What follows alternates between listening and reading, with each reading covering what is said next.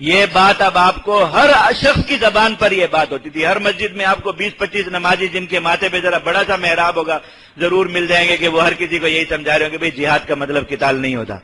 اب آپ کو 2-4 بھی مشکل سے ملیں گے.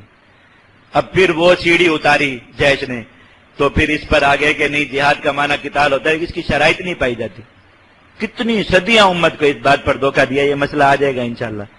ہم نے صرف اتنا سوال ہر بندے کو سمجھا دیا کہ بھائی جو آدمی یہ بات کہے نا کہ شرائط نہیں پائی جاتی، اس سے اتنا پوچھو کہ شرائط ہیں کیا. وہ اتنے لوگ پینچر ہوئے بیچارے، اب انہوں نے یہ کہنا بھی چھوڑ دیا کہ شرائط، اس لیے کہ یہ بات کرنے والے کو 99.90% لوگوں کو یہ پتہ نہیں ہوتا کہ جہاد کی شرائط ہیں کیا. بس وہ چونکہ ایک سنی سنائی بات ہے نا، بزرگوں سے سنا ہے کہ جہاد کی شرائط نہیں پائی جاتی تو بس آگے بیان کر دیتے ہیں کہ جہاد کی شرائط نہیں پائی جاتی، پتہ خود نہیں ہوتا. اب آگے سے کوئی سوال کر لے کہ بھائی پھر بتاؤ جہاد کی شرائط کیا ہے تو پینچر ہو جاتے ہیں. اب اس ڈر کی وجہ سے یہ کہنا چھوڑ دیا.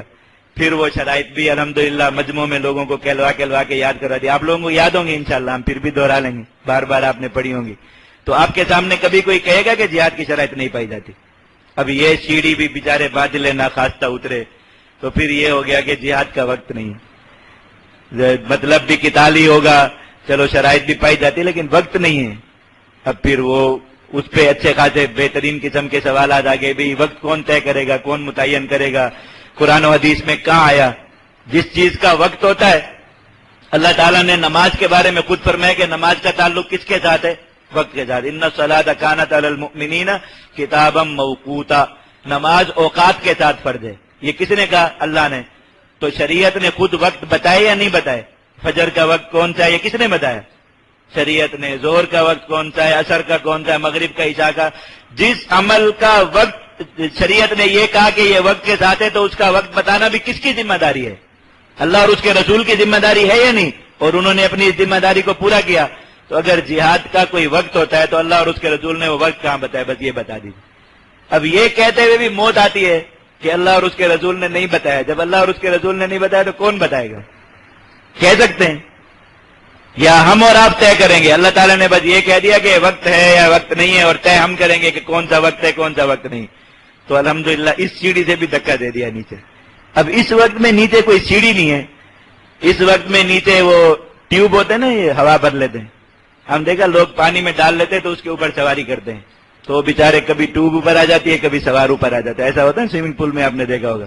اس وقت میں یہی حالت ہے. وہ ایسے ہی بس کچھ غبارے ہیں ہوا کے بھرے ہوئے، کوئی ٹھوس چیز نہیں ہے جس سیڑھی پاؤں رکھ سکے. تو کبھی غبارہ ان کے اوپر آ جاتا ہے کبھی یہ غبارے کے اوپر آ جاتے ہیں. بس یہی اونچ نیچ چل رہی ہے. تو اللہ کا شکر ہے کہ آپ اس چیز کے اثرات پر اگر کوئی بھی بیٹھ کر غور کرے گا، امت کے اندر سے کتنی اعلانت نہیں، ہزاروں لوگ لاکھوں لوگ نکلے ہوں گے جہاد کرنے کے لیے دعوت سے، لیکن انکار جہاد کا اتنا بڑا سلسلہ الحمدللہ اس پر تو بند باندھ دیا. کتنے لوگوں کے ایمان محفوظ ہو گئے. ایک مسلمان جہاد نہیں کر سکتا، اتنا مان تو لے کہ اللہ اور اس کے رسول نے جیسا جہاد بیان فرمایا ویسا مان تو لے، تو اس کے ایمان کے لیے تو کم از کم سلامتی ہے نا. لیکن آزاد پھر رہے تھے لوگ بالکل، بس جہاد کے بارے میں کچھ بھی کہہ دیں کوئی آگے سے سوال کرنے والا ہی نہیں. اب جب سوال کرنے کے لیے ہر جگہ پہ لوگ ہو گئے تو آپ نے خود دیکھا ہوگا اپنی اسی اس میں کہ کتنی سیڑھیاں لوگوں کو اترنا پڑ گئی جہاد کے بارے میں.